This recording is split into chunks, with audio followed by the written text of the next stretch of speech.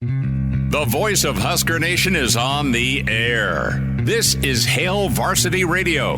Insight, opinion, expertise, along with the biggest names talking Nebraska sports. Join in with the show at 402-489-1240 or 1-800-825-5865. Now, here are your hosts, Chris Schmidt and Elijah Herbel.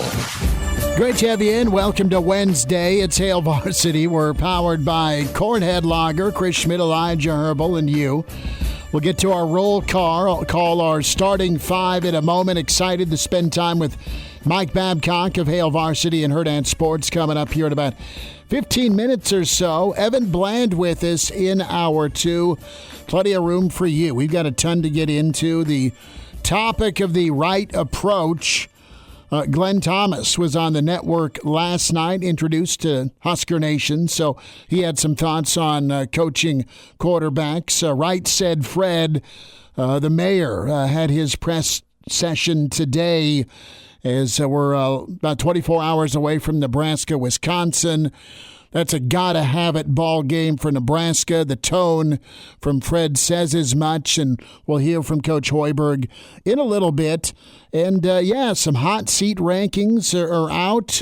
But without further ado, we let the floor be opened up for one Elijah Herbel and his incredible bowling team that is number one in the league. It's league championship night last night.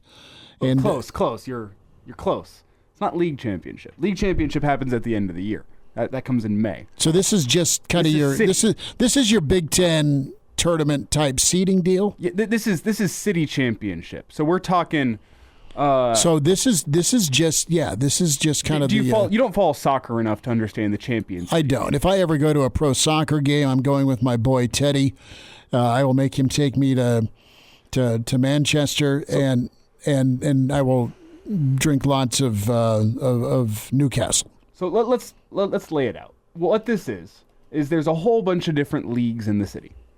We are in the Tuesday night league at Parkway Lane. Shout out Parkway Lane. Shout out the Tuesday night league. Great burgers. Shout out. And our league is split into two halves of the season. So we have the first half in which we finished second in the league, my team, which is my dad, my brother, and I. And then we have the second half of the season. Whoever wins the first half of the league plays whoever wins the second half of the league, and that's your league champion. The city championship is its own independent week-long tournament, which occurs now, and it's between a whole bunch of people from a whole bunch of different leagues. You have the option to enter or not if you'd like to just have the week off from bowling. But everybody enters in, similar to the Champions League, where the champions of each league in soccer come together and play each other in a season-long tournament in the Champions League. Similar to that, a whole bunch of different teams from a whole bunch of different leagues come together and bowl in the city championship. We merged with another team within our league. So we have 3 people on our team. They have 2. City tournament is a 5-man team. So we played it last night.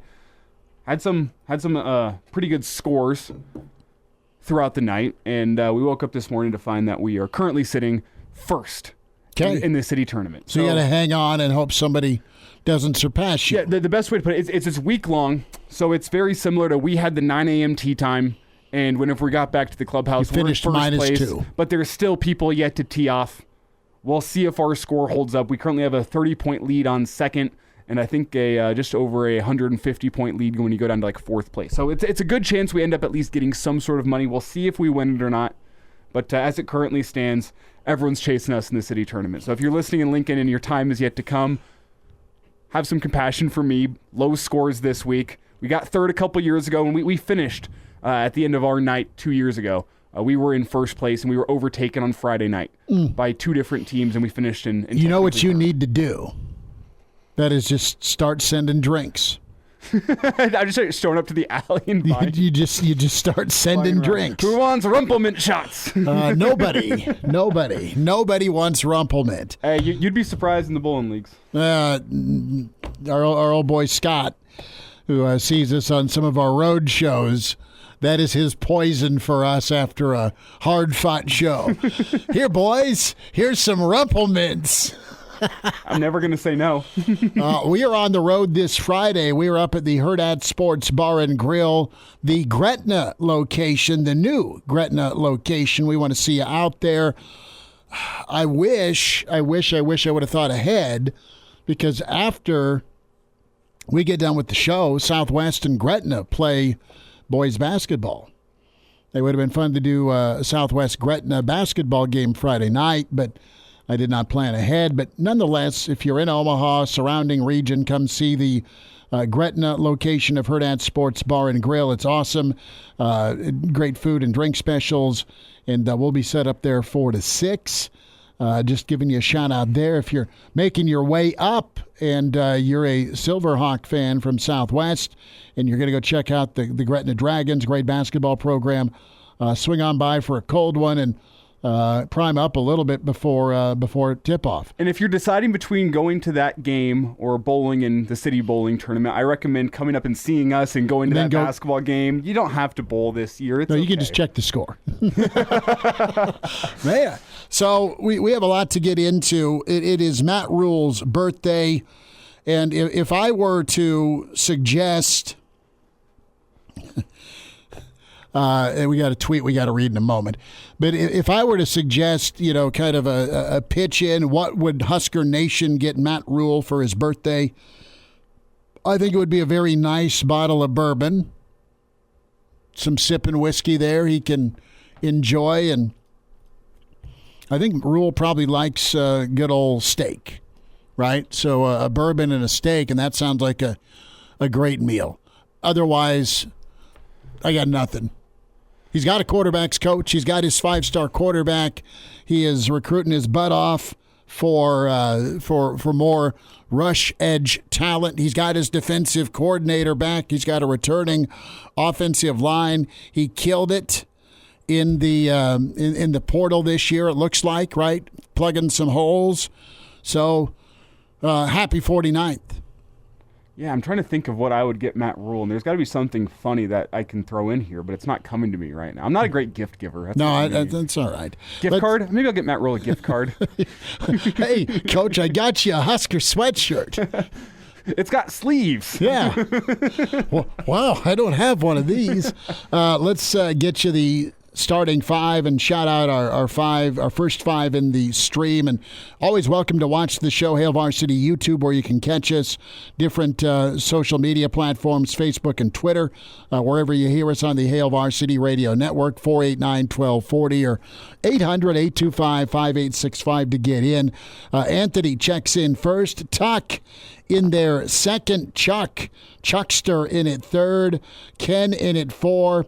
And Andrew getting in at number 5. Jeff, part of the Boulder Peace Treaty, checks in at 6. Brennan, 7. Brennan from the Black Hills.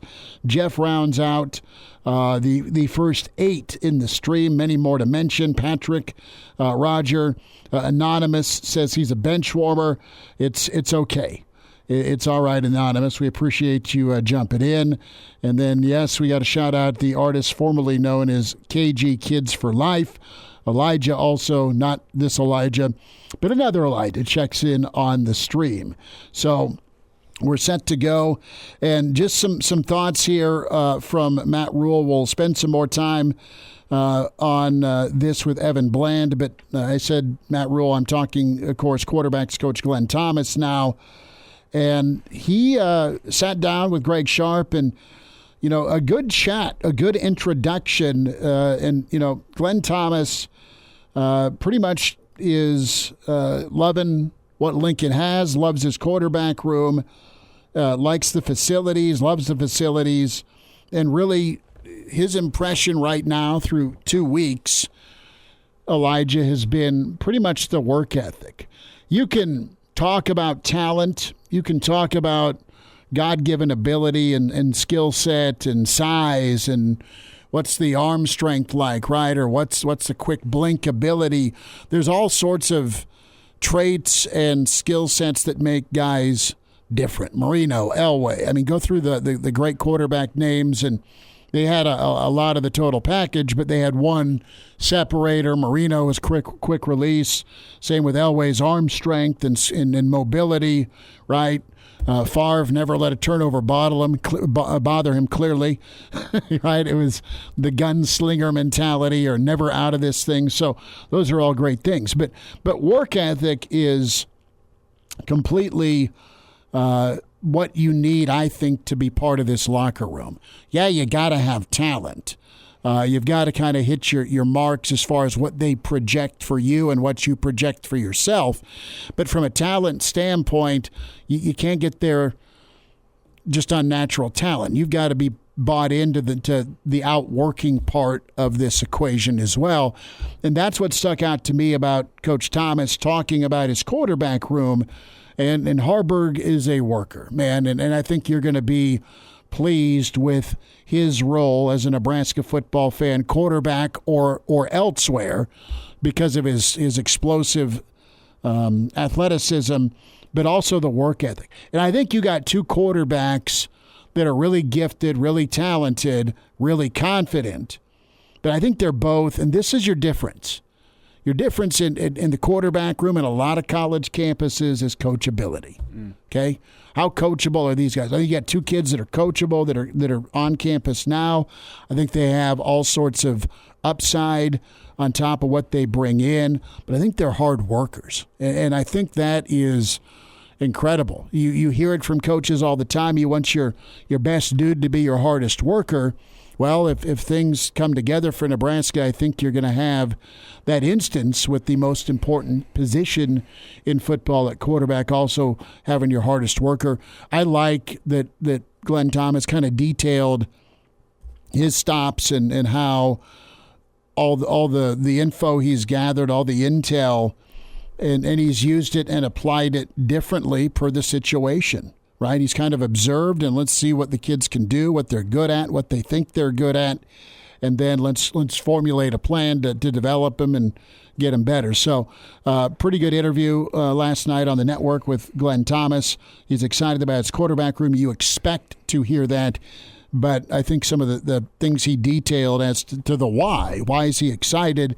You got a work ethic room at a spot that, let's be honest, there's been a long line of pretty boys at quarterback that just don't pan out. And it doesn't sound like that's what Nebraska has in that room. I mean, I guess you don't really know until those guys step out and get in between the white lines. So another part of this conversation that I think is important to note, and a dynamic that needs to be right, and I say this with some Broncos fan history within me, is you got to have the team quarterbacks coach be on the same page with a guy's personal quarterbacks coach, especially a guy like Raiola, who's got by all accounts, one of the best in the country in Jeff Christensen. He's been coached by some of the best. And we've heard that there's been conversations between Jeff Christensen and Matt Rule, and between Jeff Christensen and Sat. So you're off to a good start there, but you never really know up until you get a guy on the practice field, you get a guy watching film, you get a guy into a season, what that dynamic is actually like. But if you remember back to Russell Wilson and his time under Nathaniel Hackett and the Broncos, there was a major disconnect between what Nathaniel Hackett and his quarterback coaches wanted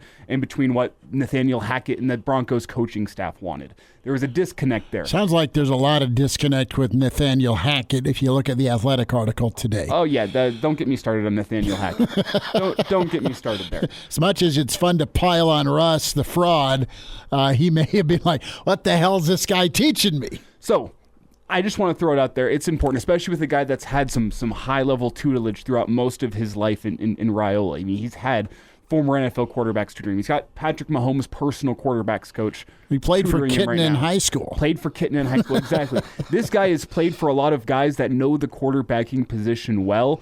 And if you know anything about quarterbacking, it's that every quarterback's a little bit unique and every quarterback needs slightly different coaching in order to get to their level, because you know what works for one guy, it might not work for the other guy at the quarterbacking position. So you want to make sure that there's a good relationship behind the scenes between Christensen and with Glenn Thomas, as well as Satterfield and as well as Rule, because if you don't have those guys in synergy, if Raiola is listening to his personal quarterbacks coach and then trying to listen to Thomas and they're telling him two different things, be on the same page. That is that's the recipe disaster. That's the recipe for screwing up a quarterback. So that's one of the things we might not know what that looks like until the season. We might not know what that looks like till a couple years down the road, but you need to have that squared away. What is that relationship between Thomas and the Raiola camp like? Because it's not just, hey, what can you do for Raiola? You have to all be in agreement with everybody who's coaching up a guy like that, because a talent like that has a whole bunch of people in his corner, a whole bunch of guys coaching him up. He's trying to get the best possible coaching he can. Got to make sure that's in unison. No, and that's fair. And that is, I mean, and different programs have different policies, right? Because I know Team Magic, our dear friend Steve Calhoun, he's one of the top quarterback coaches out in California, Armed and Dangerous. I mean, we've spent years talking to him, and he's put a lot of guys from Cam Newton to others in the league. These are more so the people that these college quarterbacks would work out with during the summer and in the off season, but you can't have different takes. And you're 1,000% right. You can't have a power struggle. You can't have closed ears towards your coaches that you're got to go win ball games for on Saturdays, and only be listening to your private quarter. Listen, if the paid help that is working with the NFL elite is going to work with you on X, Y, and Z, that has had to have been communicated, and you've got some background. You've got a file. You have a starting point, and so important for Nebraska to get quarterback right moving forward along with the rest of the offense. You know, the domino effect with recruiting. You feel good about the defense. We'll hear more thoughts on Nebraska's big showdown against number 6 Wisconsin. Thoughts from Fred Hoiberg at 4:40. We'll check in with Hail Varsity's Mike Babcock. He's in the green room, and you can watch this interview next on the Hail Varsity YouTube channel. It's Hail Varsity. We're powered by Cornhead Lager. And now, back to Hail Varsity Radio. There's some just fabulous comments in today's stream. Hail Varsity YouTube channel can join us there. We'll get to some folks. Dan tweets in at H Varsity Radios, where you can find the show Twitter. Can you even get drunk off Rumplemint? You can get sick, and it doesn't take you getting drunk to get sick. Fair. Right? I mean, it's heinous. We welcome in Mike Babcock with Hail Varsity and Hurrdat Sports. Be part of Babber's newsletter twice weekly. It's Mike B at hurrdatsports.com. A historical piece that's incredible, and, of course, some commentary on what's going on in the Husker world. Babbers, have you ever tried Rumplemints? No, I haven't. Good answer. I'm in the dark on that particular product. It kind of tastes like Christmas and regret. Those are the two things. I would go with some outdated Scope mouthwash. Oh, okay. Well, I'm not looking forward to it, so I probably will not have tried it when we have the next show or the next show or the next show. Any show. Or any show.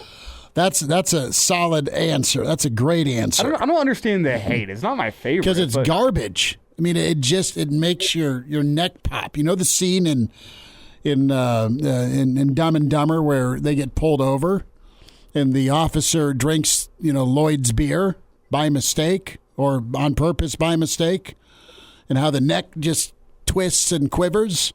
That's what happens every time you take a shot of Rumplemint. Well, it's 100 proof. What are you expecting? It's gasoline, man. It's just bad. You can't do it. Well, it's a staple at the Tuesday Night Bowling League. So no hate.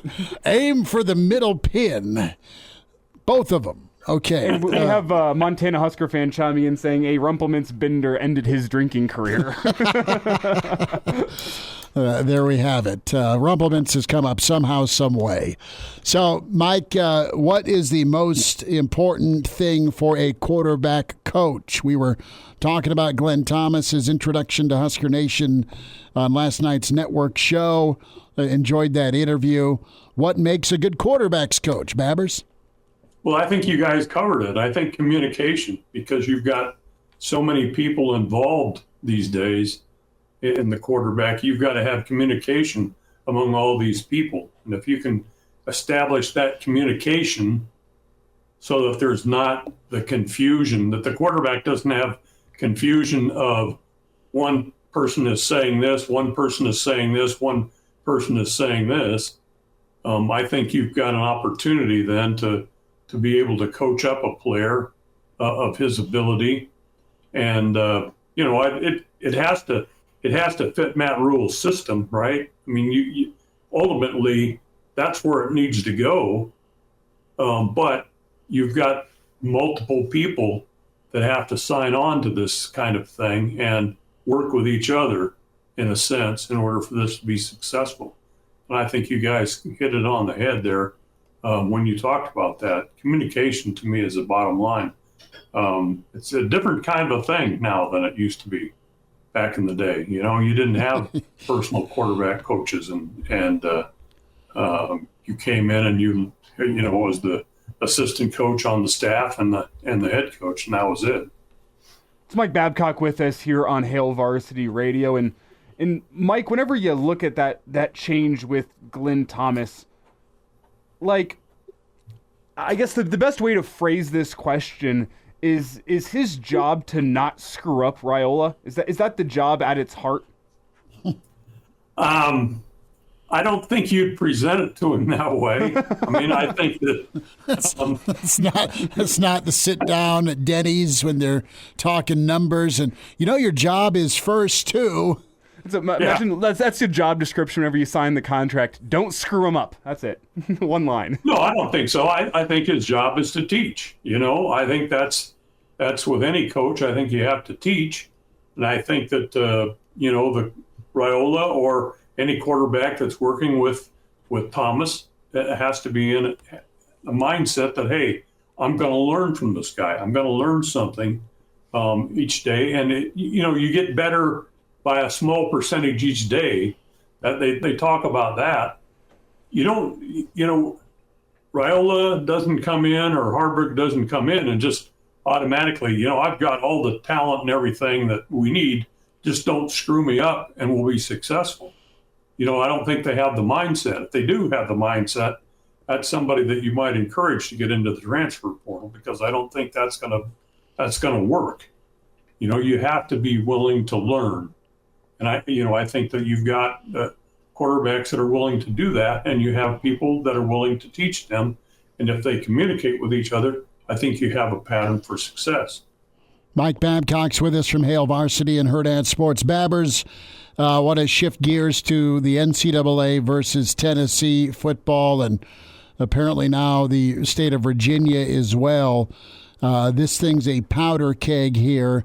They are trying to target Tennessee for repeated NIL violations, and both attorney generals here. We're talking tip of the iceberg is how much of a mess NIL and this new college football world is when it comes to regulation for the NCAA. Yeah, I think you've got to just turn it into, the coaches can be involved, schools can be involved in using this thing as an inducement, because I don't know how you're gonna control it. I mean, it's out of the bag. You're not going to get it pushed back in the bag, and the NCAA. It seems like, because I've read some stories about the Tennessee situation, it seems like, the guidelines have changed, and they continue to change. And the NCAA was going to say, well, we're going to look for major violations. There are minor violations that are going on, but we're not going to ignore. We're going to ignore those kind of things. We're going to go to the big things. And yet the big things are just as change from one thing to another as the small things are. It seems to me, from what is being said. But, I don't know. I think you could look at just about any school and say, hey, there's some involvement here by alumni or a NIL organization or whatever. How do you separate that? It's there. I mean, even if you're saying that you can't use that as a recruiting thing, it's there. It gets written about. People know how much money is involved in these things. And I don't know. It's a way above my head. You should have thought of these things before you opened up this NIL thing and had some restrictions or some guidelines set up before you jump in the water. And they just jumped in, and now here's where we are. Yeah, Mike. What's strange is you're enforcing rules for NIL, but I didn't even know there was rules for NIL. And I say that sort of kiddingly because there's been some regulations in place, but hasn't felt like anyone has followed them. Hasn't felt like there's been any follow through from the NCAA on making sure schools follow it. But I mean, it feels like Tennessee's in a worse spot than Michigan is for their sign stealing, and that doesn't feel like it should be right. It feels on par with the NCAA. Yeah, no, I agree. I just think it's so nebulous. What we know about this NIL thing is the restrictions on the NIL thing are so nebulous that I don't think it's fair to the schools. I think, in this case, I think I'm on the side of Tennessee, because I don't think that they're operating in a system that is clear cut, that you understand you're on this side of the line or you're on that side of the line. It's just, you can't identify it. You don't know.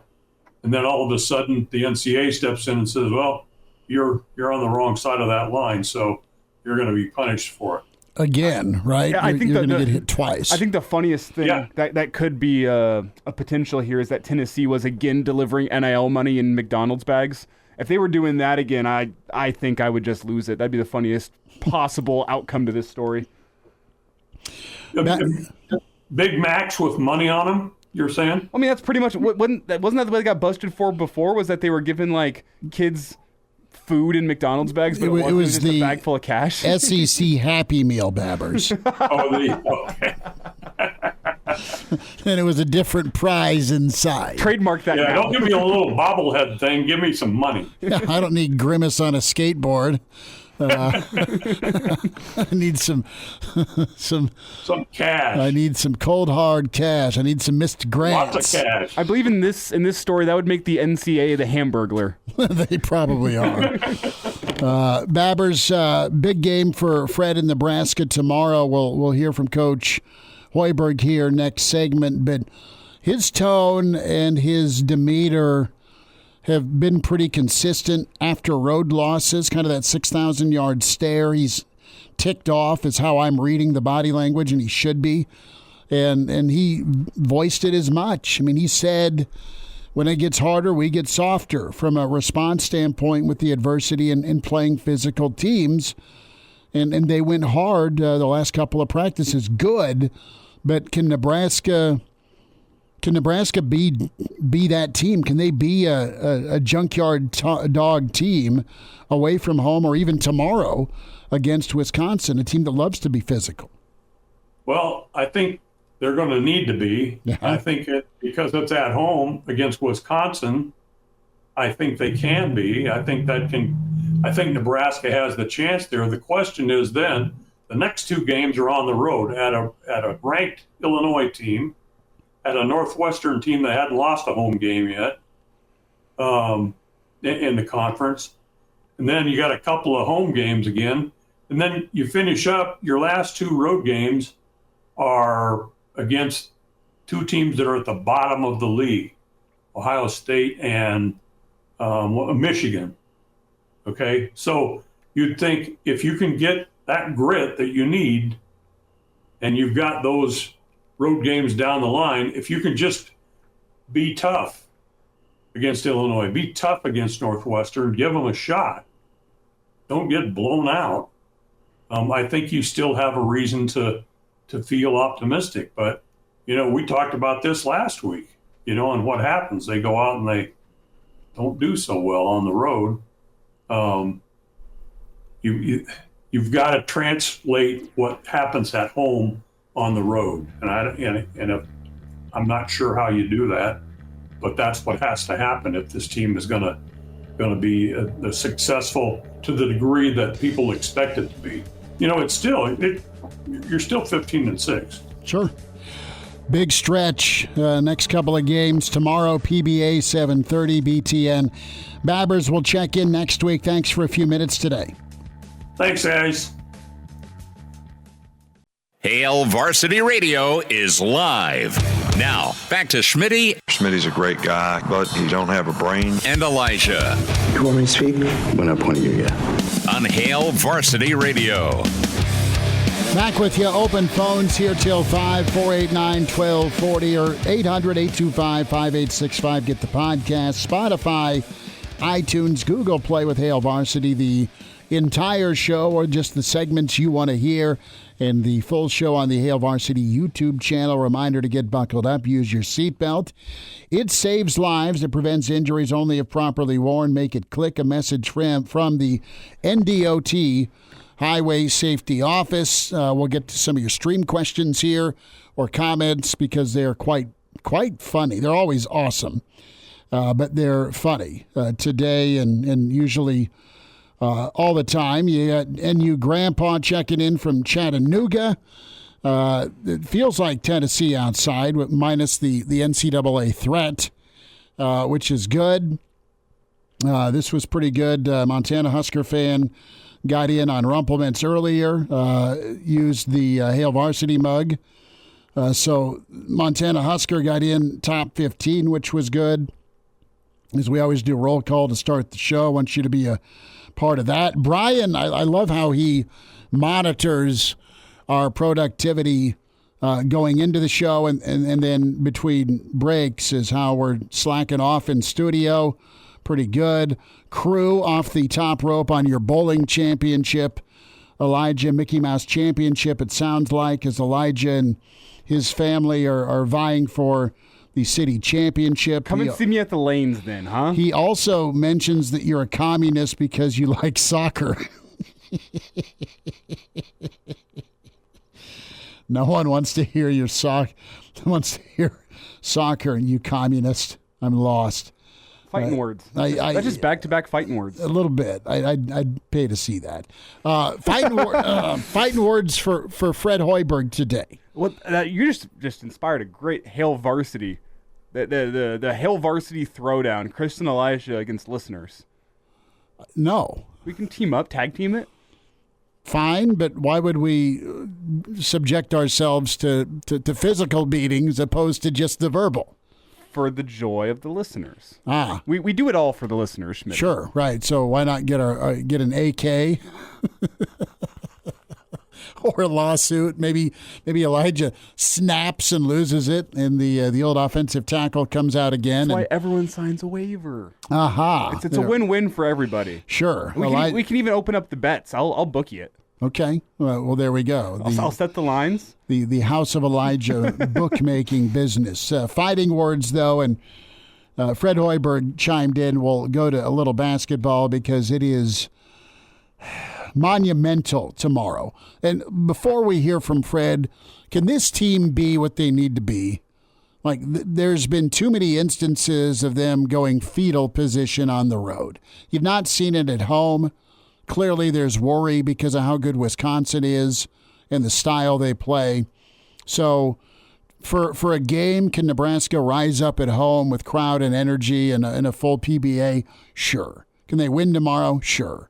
I think they are feeling a little pressure, to be honest, because of this stretch they're on. They've always snapped out of it at home.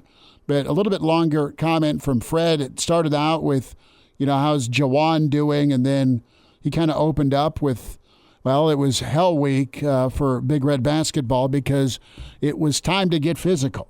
Jawan, he made it through a lot of practice today, and hopefully he feels good in the morning, and we'll get another opportunity tomorrow to see how he doesn't shoot around and see if we can get something out of him. If he is available, we're going to be careful. We're probably not going to have him out there, in a 30-minute stint if he does play, but hopefully get him back. Obviously, from a physicality standpoint, he helps us in a big way, and that's been the knock on our team, rightfully so, is we're not consistent enough in the physicality department.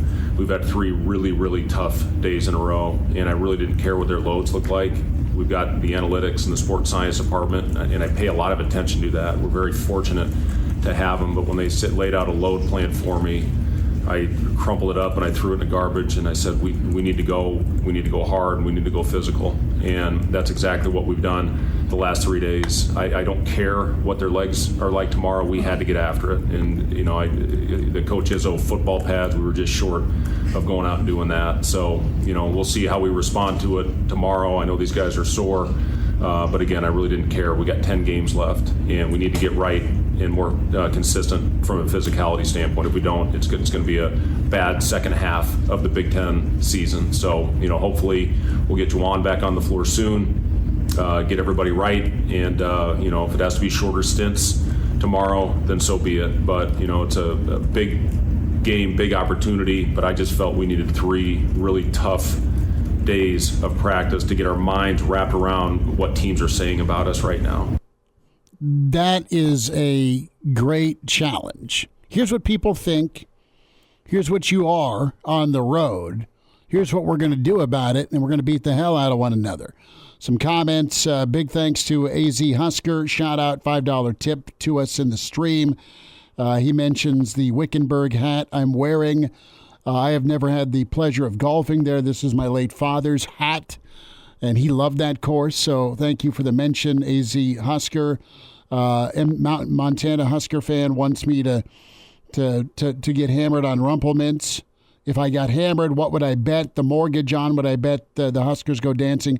I will let you know on Friday afternoon.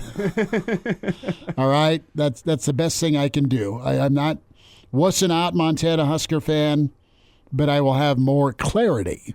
That means as of right now, no. No, I don't think they do. They got to win tomorrow, and then they got to split the next 2. They got to go 2-1.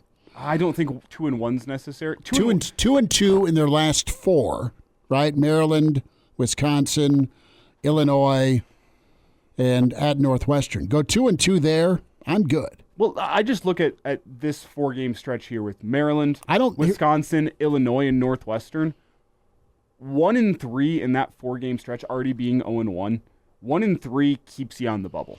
That's fine. But anything less, if you lose all of them, you're off the bubble in a bad way. If you can get to 2-2, I think you're off the bubble in a good way for now. 3-1, if you can win your next 3, which I don't think they're going to do. No. But if you get 3 wins out of 3, you're off the bubble permanently. You are into the NCAA tournament. I don't trust this team to not lose focus and have one of those, we are going to look for fouls and not play physical basketball. At home even, against a Rutgers or a Penn State or a Minnesota. They have been showmen. They have been incredible in big moments against some monster teams this year. But it's like they're kind of buying into it, and they've stopped doing the dirty work. They need Juan back to help do some of that dirty work. But above all, you've got a couple of guys that just need to take care of the damn basketball. I mean, we'll get some more Fred here as the show moves forward. Brennan chimes in, Nebraska basketball is like my former Tinder dates. At home, they're real and reliable. But as soon as I leave home, they're not existent or a complete letdown. The one difference between Husker basketball and Tinder dates, at least from my perspective here, is I want the Husker basketball team to be a bunch of dudes. I don't want the person I'm texting on Tinder to be a bunch of dudes. You don't want Margot to show up with a neck beard and a scarf. Agreed. Hour 2 coming up. We'll wind down this first hour at Hail Varsity. And now, back to Hail Varsity Radio. More from Fred Hoiberg next hour. Evan Bland on some Big Red football and some hoops in the 5 o'clock hour. Open phones at 525 for you at Jock Doc. And Mr. Pat McAfee and the Big Yeti connect today. We'll have an excerpt from the McAfee show. What with the Big Yeti? That's the nickname for Travis Kelce. Since when? Since that's what his brothers called him on his podcast forever. Yeah, I'm not with that. No? No. All right. I mean, it doesn't seem He didn't fitting. name himself. I know, but whenever I think of the Big Yeti, I don't think of Travis Kelce. It's not T-Bone and Costanza in the Seinfeld episode where he starts crying because he can't get the nickname. They were going to call him Coco, and he wanted T-Bone, and the big conference room, he started crying. You're looking at me funny. You haven't seen that Seinfeld? No, but no, I haven't. But as a firm Yeti / Bigfoot believer, whenever I think of a Bigfoot or a Yeti, I don't necessarily think of Travis Kelce. It's just not the best. Isn't he like 6'7", tight end? I mean, big dude. Big dude, but he's not big. Bigfoot's reclusive. Bigfoot hides back in the woods. He doesn't want to be the Isn't center of Bigfoot attention. agile and athletic for his size? Yeah, but Bigfoot doesn't want to be the center of attention. And Travis Kelce has been the center of attention for most of his football career. Has he wanted that? There's a reason there's so few Yeti sightings, and it's because they stay back and they stay away I don't from humans. care. They right? bury their dead. It's not real. All right? Says Just break it to you. There's no Bigfoot. Harry and the Hendersons was just a movie, and I loved it. John Lithgow was incredible. Let's tell you about volleyball. Do your own research, Smitty. Volleyball. It's pro volleyball time. Supernovas back in action Saturday, February 3rd against the San Diego Mojo. I about said San Diego. The San Diego Mojo. 6 o'clock, CHI. Get there. World-class talent. And, of course, the energy, the family atmosphere, the friends. Get to know this team. And don't wait. Be a part of history. Get logged on for single-match tickets or your season tickets, supernovas.com. That's supernovas.com. And the roster is full of Olympians, national champions, world-class volleyball. It's pro volleyball. Be a part of it and be there on Saturday at 6 against San Diego. CHI with the Omaha Supernovas. Interesting story here we'll get to next hour as we're running out of time from our friends at Zillow. And what NFL player / personalities you would want most as your neighbor. We'll ask Evan Bland coming up. Anybody you would want if you could draft a sports figure neighbor, who would it be? Easy. Elway? No, Tim Tebow. That Really? dude would be the best next-door neighbor ever. Okay. Tim Tebow would be the type of guy that would shovel you out at 5 in the morning just to be a nice guy. Okay. Fair. I'm easily picking Tim Tebow. He's a nice family man. He's not going to throw any loud, crazy parties. You know he's going to stop by and have a beer and maybe grill out with you. The type of guy Tim Tebow is. He seems down to earth and just like a good next-door neighbor. He'd lend you a pound of sugar if you needed it, you know? Yeah, that's fair. I mean, Tebow's a good call, I guess. I was thinking more Chuck Barkley. That's a good I think answer, Chuckster too. would be incredible. He's no longer with us. We miss talking to him. The Pirate would have been great. He would have been fantastic. Pirate, hey, Pirate, you want to go fishing? Yeah, okay, I'll bring the beer. You we're using your boat again? Sure. And away to Key West you go. Another interesting question here is, which sports figure would you least like to live next to, and why is it Antonio Brown? Nudity? I don't know. Nudity? That's about it. Hour 2 coming up at Hail Varsity, powered by Cornhead Lager. The voice of Husker Nation is on the air. This is Hail Varsity Radio. Insight, opinion, expertise, along with the biggest names talking Nebraska sports. Join in with the show at 402-489-1240 or 1-800-825-5865. Now, here are your hosts, Chris Schmidt and Elijah Herbel. Back into it. It's Hour 2 at Hail Varsity. We're powered by Cornhead Lager, Chris Schmidt, Elijah Herbel. We say hi to Evan Bland with the Omaha World Herald at Evan Bland OWH on Twitter. Evan, some thoughts to get into on Nebraska football, Coach Glenn Thomas, and some Husker hoops and Big Red baseball, all of that. But first and foremost, I want to ask you about this recent Zillow survey. They asked what neighbor would most Americans want to live next door to? And if you can think of the sports world, what neighbor would you pick? What sports figure or athlete or coach would you want to be neighbored up with? Oh boy, I'll put out one of my favorite athletes of all time. I'll throw Tim Duncan out there. I mean, he's going to be pretty quiet. He's going to, do all the fundamentals of home ownership. He's going to keep a good lawn. If, I need my gutters cleaned, he's right there. He's 7 feet and just very approachable, history of success. He's not working every day. I think that'd be a great neighbor to have. Okay. And I like, you and I are on the same page, is that there's a lot of cool people you could live next to, Evan, but I want to have peace of mind in my own home. Like, living next to someone famous is cool every once in a while, but for the most part, I want a neighbor that is clean, keeps to themselves for the most part, is quiet. Like, I don't want to be calling the cops on my famous sports star neighbor because now I'm in TMZ and stuff. Like, you're on the right page here. Yeah, I mean, you could go like Johnny Manziel or something, but like, I just, I'm not sure what the day-to-day is going to be like in those kind of situations. Yeah, give me some consistency, a little bit of quiet. I don't want a lot of turnover in that house. Tim Duncan strikes me as a guy who would stay in the same place like he did with the Spurs for all those years. So, give me that consistency. Zillow's reveal says the most desirable neighbor of 2024 is Travis Kelce. Followed by Patrick Mahomes, and then Odell Beckham. Evan, we have Chuck chiming in on the stream saying the athlete he'd least like to live next door to is OJ. Do you have an athlete you'd least like to live next to? OJ, that's good. That's what I said during the break. Yeah. That's really good. I don't know that I can top that. I personally said Antonio Brown.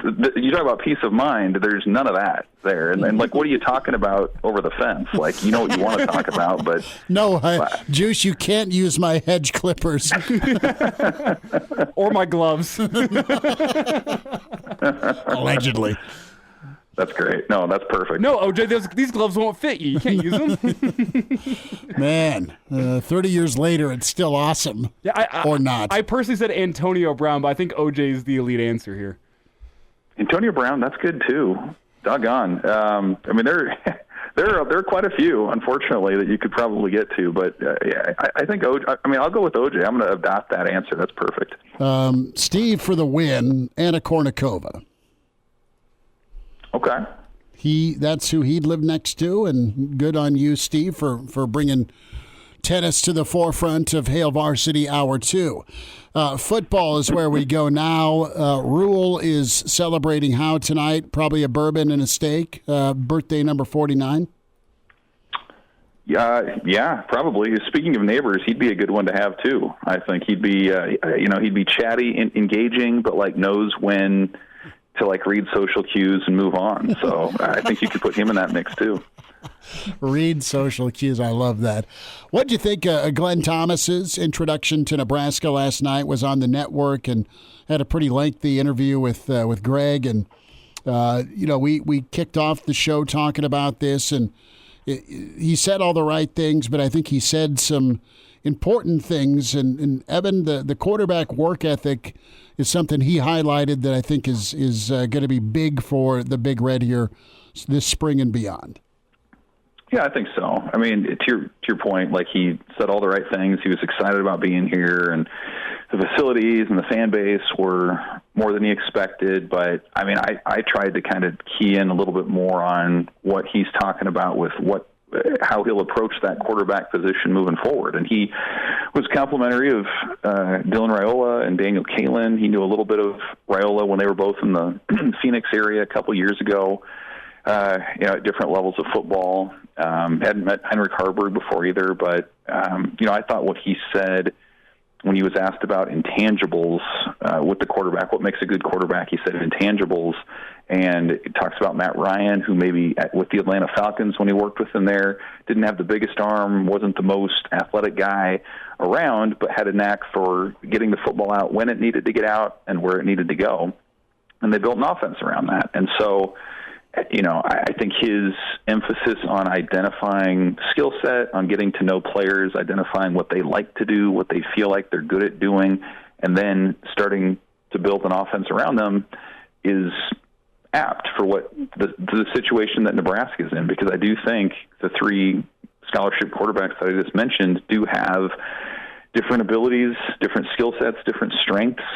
And so that's going to be one of his main tasks over the course of the next however many months is going to be to get to know these guys on a personal level, on a skill, talent level, and then assess and game plan accordingly. And so he had a line, too, about identifying or acknowledging what players are good at and then majoring in that. I think that's a key approach as Nebraska is moving forward. So somebody who has the experience, again, working with NFL quarterbacks, working with 18-year-old true freshman like he did at Arizona State and now is doing again at Nebraska. I think he strikes me as a guy who knows how he wants to communicate, and right now he's in the information gathering phase with his new quarterbacks in his room.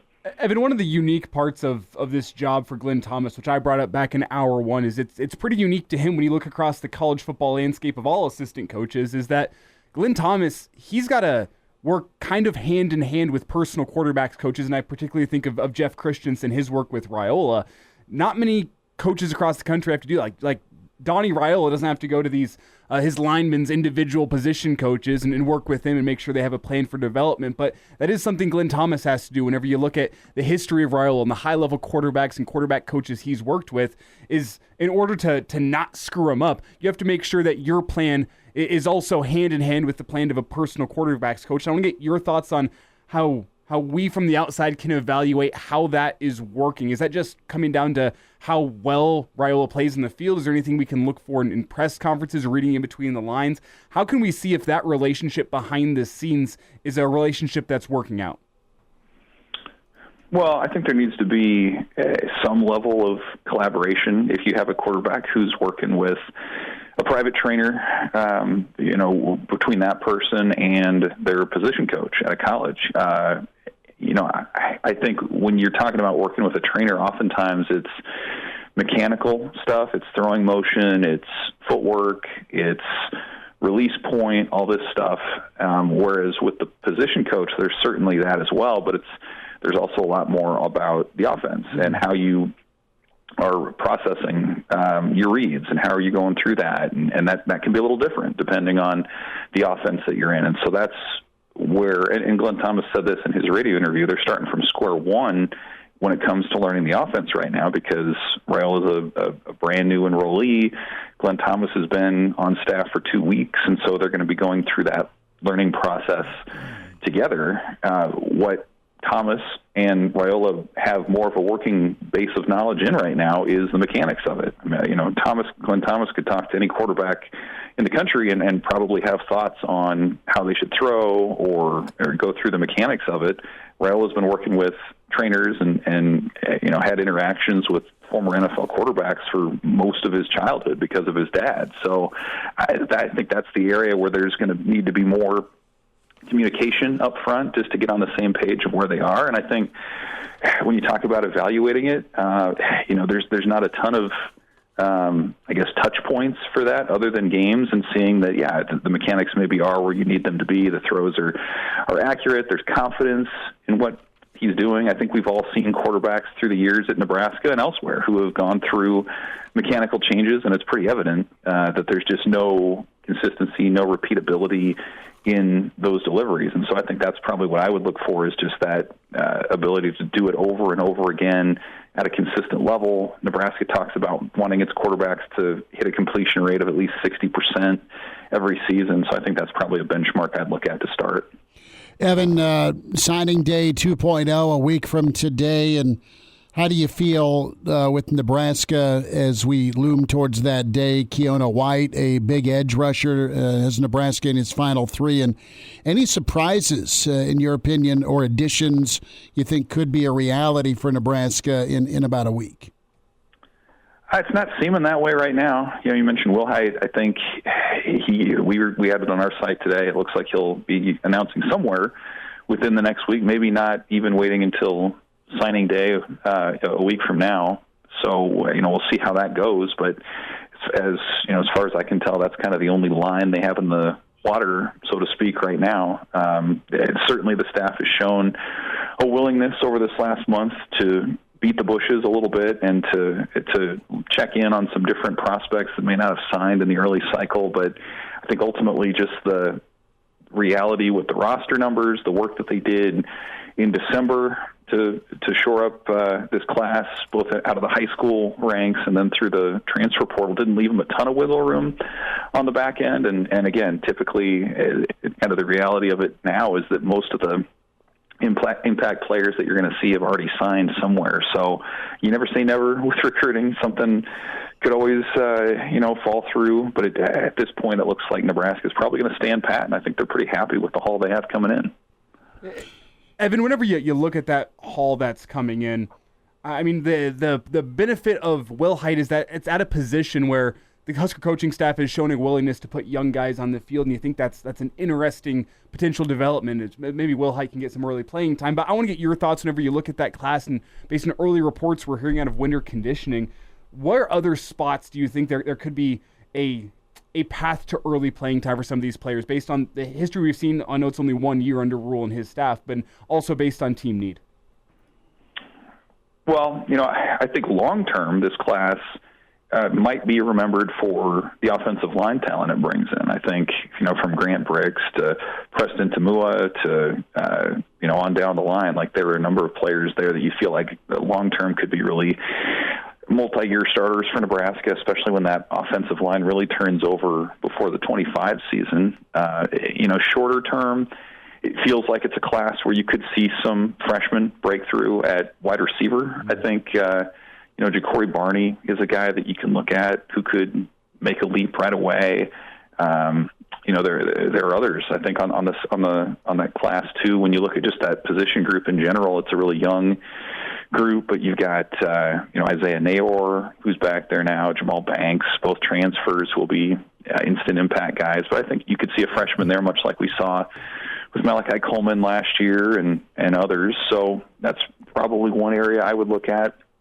The kind of the pass rushing jack line spot, we saw some success last year with guys like Prince Will and Cam Lenhart. So you look at a guy like Willis McGahee maybe as somebody who could come in right away. I mean, he had some monster numbers out of Miami high school, just getting after the quarterback and being disruptive. That's someone who you would think could maybe come in early. But defensively, I think there's a lot of depth on Nebraska right now. Middle linebacker is a spot. I think that'll be curious what the depth turns out to be there. But I think it'll be hard to crack the starting lineup or the number ones, so to speak, on that side. And then, on the other side, you will see a number of new faces. Dante Dowdell at running back. I know he's not a freshman, but a second-year guy and a new player in the lineup. You would think he's got to be one of the odds-on favorites for some major time, and obviously a certain five-star quarterback that everybody's aware of has a pretty good chance to make an early impact as well. So that's kind of where I would start. I think it's actually encouraging that there aren't a lot of areas where you point to and say Nebraska needs a true freshman to come in and start there. I think it speaks to the depth that they're building more than it does any sort of lack of star power.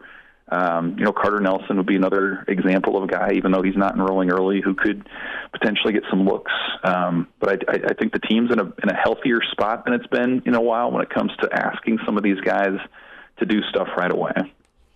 Evan, about 30 seconds, Nebraska baseball, and what as you've kind of got things kicked off with Big Red Baseball, what's going to be a early strength, or what could be an early strength? Again, short turnaround here, but what's a strength for this baseball team here as Will takes the reins here and goes into year 5? Well, I think it'll be pitching depth. I mean, it's kind of weird to say because they don't have a definite starting rotation out there right now, but I do think they have a number of starters that they'll figure out as they go, probably starting with Drew Christo, Will Walsh, maybe Brett Sears, and then maybe the deepest bullpen they've had in recent memory. I mean, 4 or 5 guys who've been closers at the college level, some experience. They brought in a really strong junior college class. That's where I would start. I think that the offense will be different. It won't be maybe as powerful, but a little bit more dynamic, but I would start with the pitching and the depth that they have. We'll dive a little further into Husker baseball next time, Evan, but enjoy the rest of your week. Good to spend a few minutes, and thanks for taking time with us today. Thanks, guys. All right, Evan Bland with us, and find him on Twitter at Evan Bland, OWH, and, of course, read him with the World Herald. A couple of things, more of your comments on who you do and who you don't want to be your neighbor from the sports world, and McAfee, and, even a little Mahomes this afternoon. We'll tell you about it next. And now, back to Hail Varsity Radio. Some more of your stream comments here on Hail Varsity. We're powered by Cornhead Lager, Chris Schmidt, Elijah Herbel, numbers 489-1240 or 800-825-5865. To reset the Zillow listing, and we asked Evan Bland this. Your comments have been insightful and entertaining. Chuck Barkley is who I'd draft as the person I'd most want as my neighbor. I said OJ during the break, on record to Elijah as who I'd least want from the sports world as my neighbor. We've had a couple of OJ suggestions. Chuck was in with that from the stream. Brennan, thankfully, unless he is haunting you, Brennan, Aaron Hernandez is a good suggestion, but something you don't have to worry about, thankfully. Steve was right in there with Anna Kournikova. Matthew says Ben Hartsock. Now, here's a question. Would you want to or not want to live next to Mike Tyson? I think Mike's great. Does he still have his Tigers? I'd assume so. And it sounds like he no longer has a drug problem, which really helps you in terms of the next door neighbor. Yeah. Factor. That's always Brennan nice. also says Kirk Cousins. Not necessarily because of Kirk, but because of his wife. In what way? And Brennan's not getting chauvinistic here. There's no snout on Brennan. He just says, look, his wife makes some fantastic meals and desserts. Clearly he watched the quarterback documentary on Netflix. Yeah, Cousins. I mean, they've got the old treehouse and swing set, and it's a normal home, other than the fact Captain Kirk makes a boatload of money. Yeah. He drives a minivan. Maybe you get invited up to go see his high school choir trophy room. Right, and that is something he's very proud of because it's the only trophy he's got. Extreme tenors. Uh-huh. As you throw the bones. That's awful. Let's hear from Fred Hoiberg. All right, a little bit more from Fred. We'll have more tomorrow on Nebraska v. Wisconsin. Huge ball game. And Fred laid it out pretty well with the word is out. Nebraska's soft, and they get soft when adversity hits on the road. It can't be a reality tomorrow. Fred talked cut 6 here about the formulas for success, and he's pretty adamant. And again, I look at his I listen to his tone, I listen and watch his pressers, and I mean, it is ramping up pressure-wise. This team's better than they're showing. I mean, they are what they are, and they're not the 89 Pistons. Totally not. But they are good enough offensively, and they've had big shot moments. They've had big game moments where they have been clutch at home. They've found ways to win and made plays. They have hit tough shots. So they're good. They're good enough to be dancing. They just don't feel like they're going to get an invite to the dance the way things are trending right now because of how they've been horrible on the road. And it's been a bad year, Elijah, for a lot of teams on the road, so they're not immune to it, but they've puked away a couple of wins. We're not asking them to go win at number 3 or number 5 in the country, but some teams you're better than, you can't drop those. And they've been annihilated in some of them. So here is Fred on that formula for success. And that's the other thing I've talked to our guys about. When you look at our formula for success, when we take care of the ball and when we rebound, we win. And when you look, I'll just use our last 3 games as an example. We play Northwestern, and we took care of one of those 2. We rebounded well. We out-rebounded it by 14. We turned it over 18 times, and we won a close game. We play Ohio State. We had 6 turnovers, and we out-rebounded them, and we won by almost 20. And then you go on the road, and we get out-rebounded, and we turn the ball over, 17 and 18 in offensive rebounds and turnovers, and we get our ass kicked. So that's the formula. If you go out and take care of both, you're going to win. If you take care of one, you're going to have a chance. If you don't take care of either, you're going to get blown out.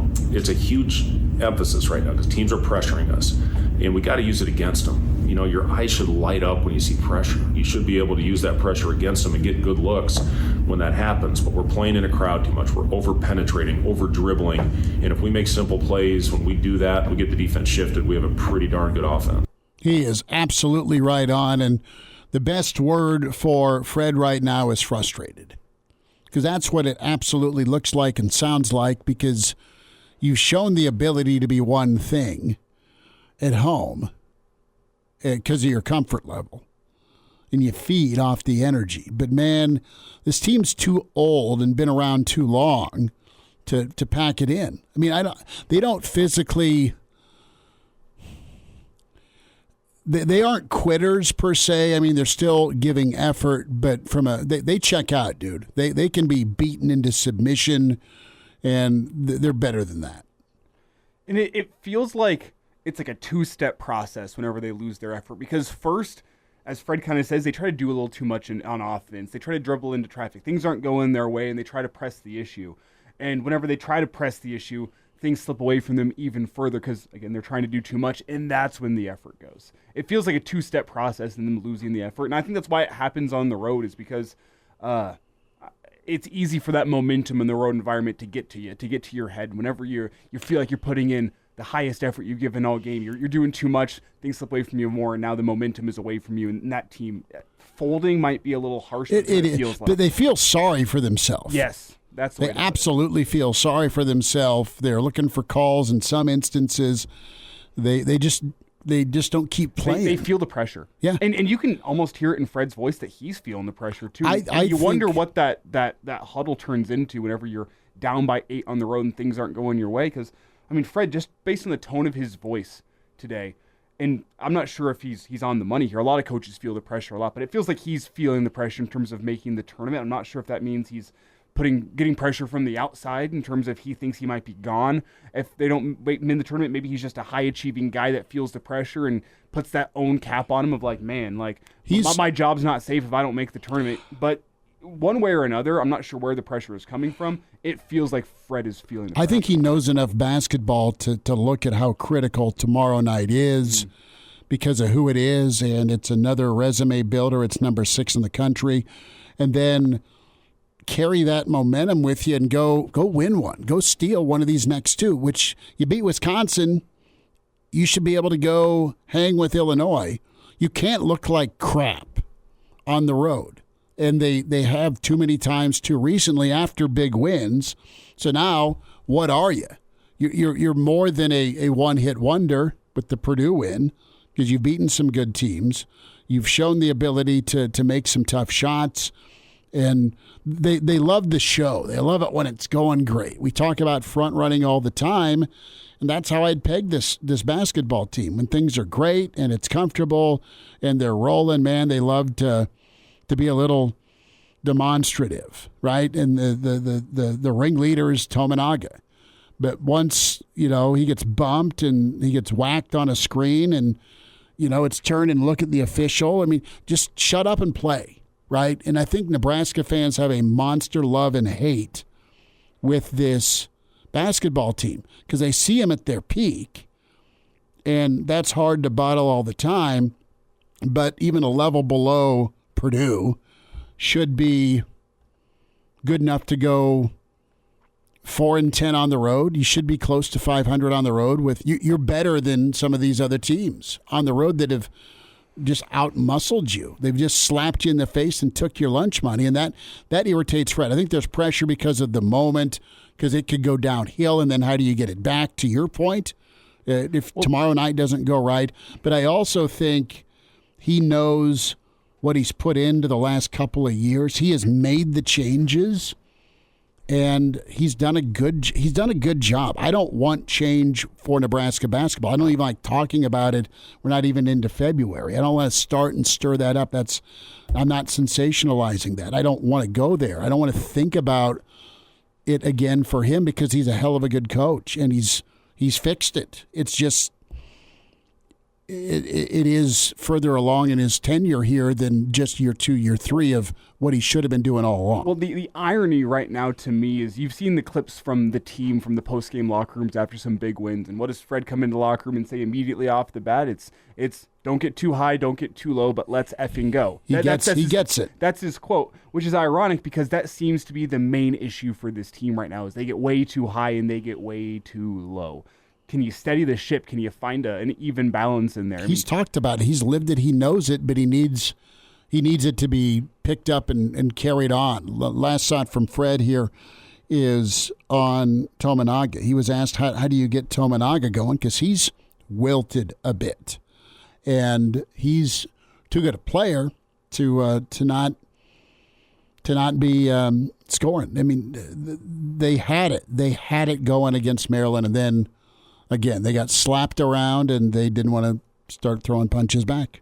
And obviously, he missed a couple where he was all by himself, I think, on 2 of his shots that didn't go in, and that just doesn't happen very often. After making his first one of the game, he hit the first shot to put us up. And I'll say this, you go back, look at that Maryland game, we threw the first punch. We get up 10 right away. That should be, especially in an early game, a great sign. But when you go away from what's making you successful, it's you're going to struggle, and that's exactly what we did when we started turning it over, and then they just started pounding us from a physicality standpoint. But we need to do a better job of finding Casey. When we're in transition, he had a couple possessions where he was open, and we just didn't have the awareness to find him when we were doing a great job of that earlier in the season. CJ, got it going for us a little bit. I think he was the only guy in double figures for us in that game. But, we need Casey to be aggressive. He obviously takes contested shots, but he can make some of those as well. And, the Northwestern game, I think, was a perfect example. You got to be diligent. You got to keep moving, and eventually you're going to open up and get free space. And that's what he did to hit the game winner against Northwestern, whatever it was, a week and a half ago. So, we need to do a better job of finding him. But the pressure that was applied by Maryland, that made it tough for us to really execute. And when you can't get the ball over half court, it's hard to get a guy a shot. It's just a shot, and deservedly so. You got 2 guys that handle the ball that need to not suck doing it on the road. And Wisconsin's going to be in their face, no airspace tomorrow. It's not going to be UNLV, Arkansas, 1990, 40 minutes of hell, full court, but it's going to be some pressure. These guys have played too much basketball. They are not perfect. There are some shortcomings, point guard specifically, and enforcer when Gary's not healthy in there. I look at Wiltshire and I look at Rink as 2 of the guys that are going to have to drag this team forward, not just tomorrow, but on the road when it gets tough. And they've been through a lot in their careers. Everyone else got to join in and be smart. Jock Doc on the way. We'll try and get you some of that McAfee and Kelsey audio before we're done. It's Hail Varsity, powered by Cornhead Lager. And now, back to Hail Varsity Radio. Back into it at Hail Varsity Radio. Time for a Jock Doc Wednesday. Nebraska Orthopedic Center. Dr. Brandon Seifert with us. Dr. Brandon, how are we doing? I'm great, fellas. How are you? We're good. We're doing a lot better than Joel Embiid. Not long after a 73-point outing, he got double-teamed by Jonathan Kuminga and then, of course, Draymond Green. And hilarity didn't ensue as Kuminga fell on Embiid's knee. And I think Embiid was sick of not being on a Jock Doc, Dr. Brandon. Early in his career, he was on 3 times a year. It's been a while, but, man, this is tough. It looked horrible. He grabbed his knee in visible pain and ultimately limped to the locker room. Yeah, absolutely. So I was watching part of that clip.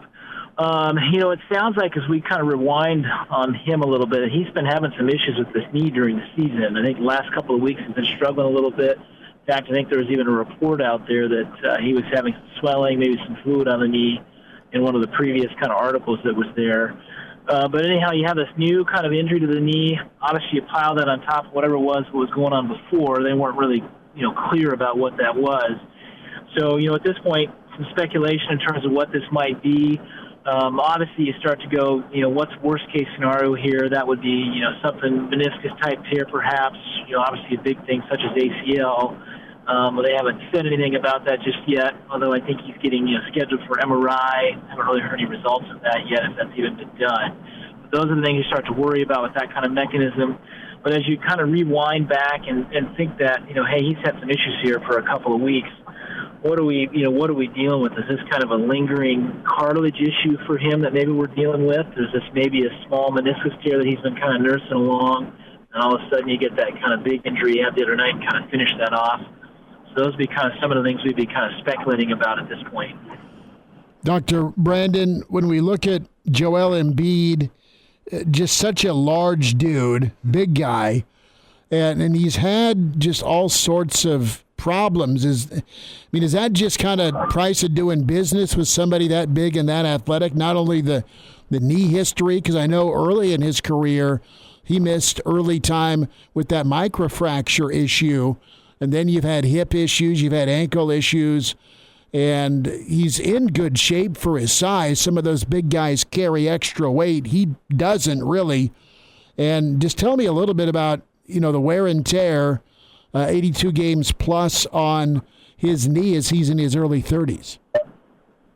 Yeah, absolutely. So he has done a nice job, especially with, kind of his size. I think he's been, pretty fit from that perspective. But it sure seems like this poor fellow's just kind of had a string of injuries that he's been dealing with. And there just are those players out there, unfortunately, that just tend to kind of just keep putting these injuries together. He could be one of those fellas that we've talked about this before on here that maybe has kind of a subtle kind of collagen defect, makes you a little bit more kind of lax or loose in your joints. Obviously, at some point that can be beneficial as an athlete to a point. Then you start to cross over that, kind of being too loose, and then all of a sudden you start to have some of these kind of nagging injuries come up where you have the big one, the ACL goes out, or you start to have, instability in different joints. But, you look at him, and I would say he's probably one of those folks that probably does have some type of little collagen defect that leads him to, the many injuries he's had. As you rewind back, I think that's a good point to remember that, he's had that microfracture. Anytime you start having to deal with cartilage-type injuries at that level, those can be things that just linger and are so tough at that level to kind of recover from, just with all the wear and tear, all the training that goes into what these folks have to do to succeed. Those cartilage injuries just become so nagging. And so that probably is playing a role with this. We've talked about a microfracture before, but just to review, anatomically, what's a microfracture? A microfracture essentially is when you have a chip in the cartilage. So the cartilage is the smooth surface on the ends of the bones. It's kind of your gliding surface, your articular surface. When somebody has essentially a chip in that cartilage, if it's kind of over a small area, there's a surgical procedure we can do. We can drill these little tiny holes in the bone. You get some bleeding in that area, and that can kind of backfill that area with more kind of scar tissue cartilage. It's not normal, new hyaline cartilage, but at least it's a soft cushion. And so that's what he had in the past. And so, again, the question mark is he still kind of lingering from that? My guess is probably at least some of these symptoms might be related to that. Dr. Brandon, Embiid's had a remarkable career and still plenty of time left for him to go get a ring. And it's kind of remarkable when we talk about the stress fracture and he had that microfracture issue and the foot. I mean, he's just kept on battling. What are some precautionary treatments out there? Obviously, the rest and load management's probably a real argument for somebody with his mileage. That being said, what, from a medical standpoint, is out there for him to do? I mean, he's always probably got to stay somewhat active or in shape, even in the off season, to be right come season time. So, what are things that he can do, or what's a possible regimen that keeps him ready to go and able to battle through some of these injuries? Yeah, for sure. So, for him, just from the exercise fitness perspective, he's a guy that in the off season you really want to get plenty of rest from a lot of the higher impact activities, the big jumping activities, a lot of the plyometric kind of heavy impact type things. So he's a guy that you probably move more towards a lower impact, like a biking, elliptical kind of cardio routine for him in the off season, just to help with the load management. And then you also think about some of those things too, just some of those reps that he's going through, some of those high intensity impact reps he goes through in practice during the season. So you want to think about limiting some of those. Again, all about trying to take weight or that load management program to try to minimize the impact of the cartilage. Those things you can do there. We talked about the weight issue. That's super important. He's maybe a guy you go a little bit leaner on in terms of that muscle mass. If he can still play at a good level, appropriate level with maybe trimming down some of the muscle mass, that's less load. From a restorative perspective, there's not a lot of great kind of injection things out there that are going to restore the cartilage that at least have good data behind them. There's some experimental things out there that, again, the data is not perfect on those yet. things like the PRPs, the stem cells. Surgically, what kind of things are out there? Well, if that microfracture was not super successful, if that cartilage is starting to break down, if it's more just kind of generalized wear and tear, not a lot of great options at that point. You could think about if it's more kind of an isolated defect, maybe do some type of cartilage transplant procedure, whether if it's putting in like cadaveric cartilage versus its own cells growing them, retransplanting them. Those could be some options for him as well. Those are super long recoveries, and those are also things that typically if you're going to have those, we're not super excited about you going back and playing out a little ball after that. You want to kind of use that to manage his life in general after. So those would be some kind of ideas and things that are out there for him for maintenance. Dr. Brandon, we'll get caught up again. Thanks for a few minutes today. Okay, fellas. Take care.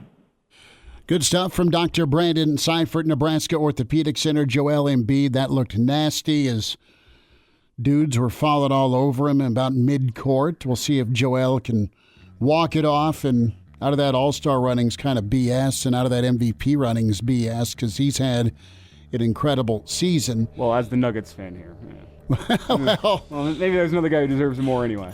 I'm not going to disagree with you that the Joker is the bar, is the standard. So, Kelsey v. McAfee. What happened this afternoon? Did they get into Taylor talk? We'll tell you next. And now, back to Hail Varsity Radio. Big thanks today to Evan Bland and Mike Babcock on a Wednesday show. Find the podcast, Spotify, iTunes, Google Play. It's where you can download and subscribe to Hail Varsity Radio. Hail Varsity Radio YouTube. Subscribe to that channel. Great content. Not only our show, but, of course, Hurrdat Sports in the morning and all the press conferences and interviews you want. Check that out. You want to watch the show live or rewind it. KFOR at ESPN 590 Omaha, on Twitter, Facebook on KFOR, and, of course, our friends out, Kearney Hastings, Grand Island, ESPN Superstation in central Nebraska, and Newstalk 900 Columbus. All those ways to find us on the Hail Varsity Radio Network. Get Elijah on Twitter. Give him a follow. Made a funny joke about an Aquarius head coach and how that was going to be a discussion point, a focal point today. We talked none of Matt Rule's astrological sign. We did dive into Rule. Probably, if I were to get him a gift, to be a fillet, bone-in fillet, and a bourbon, glass of bourbon, ice, a little water. You're not going to get him his January birthstone, which is what? A garnet. Okay. Which no, is the color red. I would call my friend Rick at Sauter Heyman to get it for him. Nice. But I bought my wife her birthstone one year in a ring and matching earrings. And she's an August baby, and she despises that birthstone. So which is what? I don't know. they were lime green, kind of like cousin Eddie's lime. Oh, it's lime, Clark. That's what they looked like, and I returned it. Because she hated it, so there we go. So let's hear from Pat McAfee and Travis Kelce. The topic of Taylor has come up. This guy's everything that we would like be a football player, and he's in love. He's a great guy. Guy's in love. I think that's why everybody's coming back. I think you were hated for a bit. It's a beautiful thing, isn't it? And hopefully everybody realizes that we're just we're two people in a relationship supporting each other and having fun with it, man. It's nothing more than that. And how much the world wants to paint the picture and make us the enemy, we just have fun with it, and we enjoy every single bit of it. And sure enough, I love it when Taylor comes and supports me and enjoys the game with the fam and friends. It's been nothing but just a wonderful year, man. You guys hear the hate though, huh? You and Taylor both. I assume you hear people. Do you say why are these people? Is there any of those by you guys, or because I assume she's dealt with this forever? Right? I assume she's dealt with it forever, and we hear it, but we hardly ever talk about it. It's nothing to even talk about, nothing to really bring up. So that was Kelsey. Do we have time? Yes, no? Kelsey and McAfee with a side of Mahomes. Hey, how are you? Hey, Justin Tucker was going to beat your ass, dude. He was going to beat your ass. You know that. Hey. Pat, he's going to beat your ass. I'll tell you, Pat, me and Patrick were on the sideline in the fourth quarter when Tucker had that chance to cut the lead to one score. If he would have missed that field goal, we were 100% getting a 15-yard flag. But of course he made it, of course. He can't let us have any fun. Can't have any fun, man. Yeah, and of course I was 1,000% getting flagged for that one. Could you imagine you two sprinting on the field? Yeah. That's awesome. That was a lot was made of Kelsey and Mahomes messing with Tuck's tea, but it was all in good fun. Back at you tomorrow. Husker legend Bo Reed with us, Brandon Vogel with us, Gary Barnett, Danny Burke. Talk to you at 4 on Hail Varsity.